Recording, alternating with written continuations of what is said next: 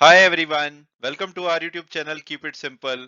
आज के वीडियो में हम बात करेंगे भारत की पेंट इंडस्ट्री के सबसे बड़े प्लेयर एशियन पेंट्स के बारे में, जो कि अपने नए प्लांट में 2000 करोड़ रुपए की इन्वेस्टमेंट करेंगे। तो आज के वीडियो में हम इस टॉपिक को डिटेल में डिस्कस करेंगे और ये भी बात करेंगे कि भाई क्या आपको करंट प्राइस पे एशियन पेंट्स का शेयर लेना चाहिए या नहीं। और आगे बढ़ने से पहले अगर आपने अभी तक चैनल को सब्सक्राइब नहीं किया तो प्लीज सब्सक्राइब करके हमें मोटिवेट कीजिए। तो सबसे पहले अगर हम कंपनी ओवरव्यू की बात करें तो एशियन पेंट, जैसा कि आप जानते होंगे, डेकोरेटिव और इंडस्ट्रियल यूज में जो पेंट यूज किया जाता है उसको मैन्युफैक्चर करती है। इसके अलावा ये अपने पोर्टफोलियो में वॉल कवरिंग, वाटरप्रूफिंग, एडेसिव्स और दूसरी सर्विसेज भी प्रोवाइड करते हैं। कंपनी की प्रेजेंस होम इंप्रूवमेंट और डेकोर सेगमेंट में भी है। इसके अलावा ये मॉड्यूलर किचन जैसे किचन प्रोडक्ट्स और बाथ प्रोडक्ट्स भी प्रोवाइड करते हैं। इनकी प्रेजेंस लाइटिंग, फर्निशिंग और फर्नीचर में भी है, तो आप यहाँ से फर्नीचर भी खरीद सकते हैं। और अगर हम हेल्थ एंड हाइजीन सेगमेंट की बात करें तो एशियन पेंट्स सैनिटाइजर और सरफेस जो डिसइंफेक्टेंट्स होते हैं वो भी ऑफर करता है अपने पोर्टफोलियो में। और अगर हम भारत में मार्केट शेयर की बात करें तो एशियन पेंट सबसे बड़ा प्लेयर है पेंट इंडस्ट्री का। इनका लगभग 39% के आसपास का मार्केट शेयर है। इसके अलावा आप दूसरे जो बड़े प्लेयर की बात करें तो बर्जर पेंट्स का 12% के आसपास मार्केट शेयर देखेंगे। कंजाई नेरोलैक का 11% और एस्को जो नोबल इंडिया है उनका 6%। तो ये चारों कंपनीज सबसे ज्यादा मार्केट शेयर ओन करती हैं। बाकी जो कंपनीज हैं वो 32% का मार्केट शेयर ओन करती हैं। तो ये तो बात हो गई इंडियन पेंट इंडस्ट्री की। तो क्या आप बता सकते हैं कि दुनिया की सबसे बड़ी पेंट कंपनी कौन सी है मार्केट कैपिटलाइजेशन और रेवेन्यू के हिसाब से? और हिंट ये है कि वो एक यूएस बेस्ड कंपनी है। और अब अगर बात की जाए कंपनी में लेटेस्ट डेवलपमेंट की तो एशियन पेंट अपनी एक नई पेंट मैन्युफैक्चरिंग जो प्लांट है उसको सेटअप करेगी। और इससे ये जो अपनी कैपेसिटी है उसको 4 लाख किलोलीटर पर एनम से बढ़ा लेंगे। और ऐसा बताया जा रहा है कि ये जो प्लांट है वो मध्य प्रदेश में सेटअप किया जाएगा और इसके लिए 2000 करोड़ रुपए की एडिशनल इन्वेस्टमेंट की जाएगी। और ये जो 2000 करोड़ रुपए की इन्वेस्टमेंट है, इससे पहले आपको पता होगा जब कंपनी ने अपने सेकंड क्वार्टर के रिजल्ट डिक्लेयर किए थे तब 6750 करोड़ रुपए की नई इन्वेस्टमेंट अनाउंस की थी। तो ये 2000 करोड़ रुपए ओवर एंड अबव होंगे, यानी कि इस 6750 करोड़ की जो ऑलरेडी अनाउंस्ड इन्वेस्टमेंट है ये इसके ऊपर इन्वेस्टमेंट की जाएगी। जो 6750 करोड़ रुपए की कंपनी ने इन्वेस्टमेंट अनाउंस की थी वो मेनली वीएई और वीएएम जो प्रोडक्ट पेंट बनाने के लिए यूज किए जाते हैं उसकी मैन्युफैक्चरिंग फैसिलिटी के लिए थे।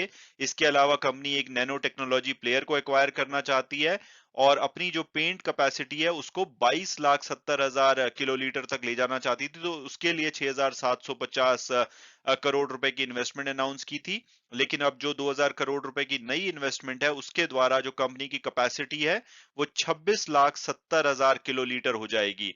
आज की डेट में जो इनकी कैपेसिटी है वो 17 लाख किलोलीटर पेंट की है। तो इस नई इन्वेस्टमेंट को जो बोर्ड ऑफ डायरेक्टर है कंपनी के उन्होंने फ्राइडे को अप्रूवल दे दी है। और ये एक water based paint manufacturing facility होगी। और इसको कमीशन होने में उम्मीद की जा रही है कि 3 साल का टाइम लगेगा जब ये इसके लिए लैंड एक्वायर कर लेंगे। और लैंड की अगर बात की जाए तो कंपनी का प्लान है कि ये जो फैसिलिटी है वो मध्य प्रदेश में सेटअप करने का सोच रही है कंपनी। हालांकि उसके लिए जो अप्रूवल और क्लियरेंसेस हैं वो अभी कंपनी को रिक्वायर्ड है। तो जब ये मिल जाएंगे और अगर ये मध्य प्रदेश में मिल जाते हैं तो ये मैन्युफैक्चरिंग फैसिलिटी आपको मध्य प्रदेश में सेटअप होती हुई दिखाई देगी। और अब अगर बात की जाए कि भाई क्या ये इन्वेस्टमेंट कंपनी के लिए अच्छी बात है, तो एनालिस्ट ऐसा मान रहे हैं कि जो लगातार कंपनी कैपेक्स अनाउंसमेंट कर रही है ये कंपनी के लिए शॉर्ट टू मीडियम टर्म में नेगेटिव बात है, क्योंकि इससे कंपनी के कैश फ्लो और रिटर्न रेशो पे दबाव पड़ेगा। सेकेंड क्वार्टर के रिजल्ट के बाद एचडीएफसी सिक्योरिटी ने बताया था कि भाई जो ये इन्वेस्टमेंट कंपनी प्लान कर रही है ये शायद लॉन्ग रन में तो कंपनी के लिए बेनिफिशियल होगी, लेकिन शॉर्ट टू मीडियम टर्म में ये कंपनी के कैश फ्लो और रिटर्न रेशो पे दबाव डालेगी। और इसकी वजह से उन्होंने इसके ऊपर सेल रेटिंग दी थी और इसका टारगेट 2700 रुपए पर शेयर दिया था। अगर सेकेंड क्वार्टर के बाद कंपनी के कैश और कैश इक्विवेलेंट्स की बात की जाए तो 1885 करोड़ रुपए थे। रिटर्न ऑन इक्विटी कंपनी की 24.65% थी। इसके अलावा दूसरे ब्रोकरेज हाउसेस की बात करें तो मॉर्गन स्टेनले ने भी एचडीएफसी सिक्योरिटी की लाइन पे अंडरवेट रेटिंग देते हुए 2674 का टारगेट दिया हुआ है। हालांकि नोमेरा और मैक्वेरी ने इस पे बाय रेटिंग दी हुई है और 3750 का टारगेट दिया हुआ है। तो एनालिस्ट की जो ओपिनियन है वो अलग अलग है। तो आप जैसा सोचते हैं, मुझे लगता है कि लॉन्ग टर्म में तो डेफिनेटली कंपनी के लिए फायदेमंद होगा, but short to medium term में ये आपको थोड़ा सा सरप्राइज कर सकता है। इसके अलावा जो इस सेक्टर का बढ़ता हुआ कंपटीशन है वो भी कंपनी के लिए सरदर्द बन सकता है, क्योंकि पिछले महीने जो जेके सीमेंट है उन्होंने पेंट सेक्टर में अपनी एंट्री करी है, जब उन्होंने एक्रो पेंट का 60% जो स्टेक है 153 करोड़ रुपए में एक्वायर किया है। और ये भी बोला जा रहा है कि वो जो रिमेनिंग 40% है वो भी एक साल के अंदर एक्वायर कर सकते हैं। और ये जो एक्विजिशन है जेके सीमेंट का ये भी इस वीकेंड में कंप्लीट हो गया है।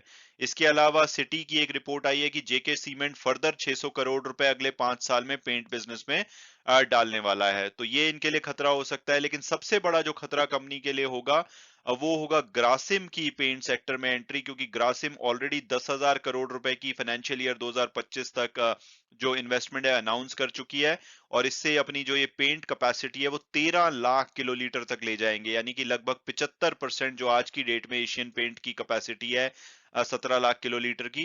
तो ग्रासिम इनके लिए बहुत बड़ा खतरा हो सकती है, शायद उसी से निपटने के लिए कंपनी अपनी कैपेसिटी बढ़ा रही है। इसके अलावा जो जेएसडब्ल्यू पेंट्स है उनको भी 4 साल हो जाएंगे अप्रैल 2023 में, और कंपनी का दावा है कि वो अपने रेवेन्यू को इस फाइनेंशियल ईयर में पिछले साल के मुकाबले डबल कर लेगी। पिछले फाइनेंशियल ईयर में इनका जो रेवेन्यू है 1100 करोड़ रुपए था। तो ये बढ़ता हुआ कंपटीशन डेफिनेटली एशियन पेंट्स की नींदें उड़ा रहा होगा। और अब अगर बात की जाए कि भाई क्या हमें एशियन पेंट्स का शेयर लेना चाहिए या नहीं, तो सबसे पहले अगर हम इसकी पास्ट परफॉर्मेंस देखें 3 साल में 69% की बढ़िया रिटर्न है, लेकिन पिछले एक साल से इनके शेयर ने बिल्कुल भी परफॉर्म नहीं किया। लगभग 16.5% की नेगेटिव रिटर्न है। पिछले एक महीने में 7% इनका शेयर गिरा है। डिविडेंड भी कंपनी कोई खास नहीं देती, अराउंड 0.6-0.7% की डिविडेंड यील्ड है। हालांकि टिकर टेप के प्रेडिक्टिव एनालिसिस से इसका जो एवरेज प्राइस है वो 3360 रुपए है, हायर साइड पे 3800 रुपए और लोअर साइड पे 2570। और अगर हम इनके फंडामेंटल्स और पीयर्स एनालिसिस को देखें तो एक लार्ज कैप कंपनी है, पेंट सेक्टर में नंबर 1 कंपनी है भारत की, 2,88,000 करोड़ का मार्केट कैपिटलाइजेशन है।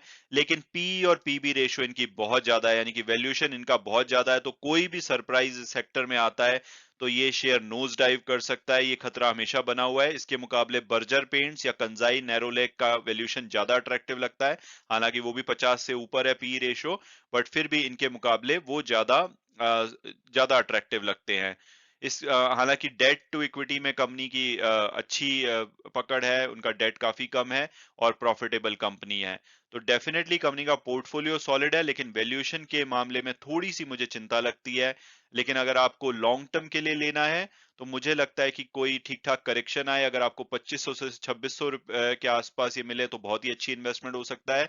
अदरवाइज आपको, जैसे अगर हम हिस्टोरिकली देखें तो कंपनी ने अच्छा परफॉर्म किया है, तो अगर आपको विश्वास है तो आप इसमें इन्वेस्टमेंट कर सकते हैं, बट मुझे ये 2500 से 2600 के बीच में ज्यादा अट्रैक्टिव लगता है। हालांकि वीडियो क्लोज करने से पहले मैं हमेशा की तरह डिस्क्लेमर दूंगा कि जो भी व्यूज हैं वो मेरे पर्सनल हैं। अगर आप कोई भी इन्वेस्टमेंट डिसीजन लेना चाहते हैं तो अपनी फर्दर रिसर्च के बेसिस पे ही कीजिए। इसके अलावा आप मुझे कमेंट सेक्शन में लिख के बताइए कि दुनिया की सबसे बड़ी पेंट कंपनी कौन सी है। और thanks so much for watching the video and God bless you all.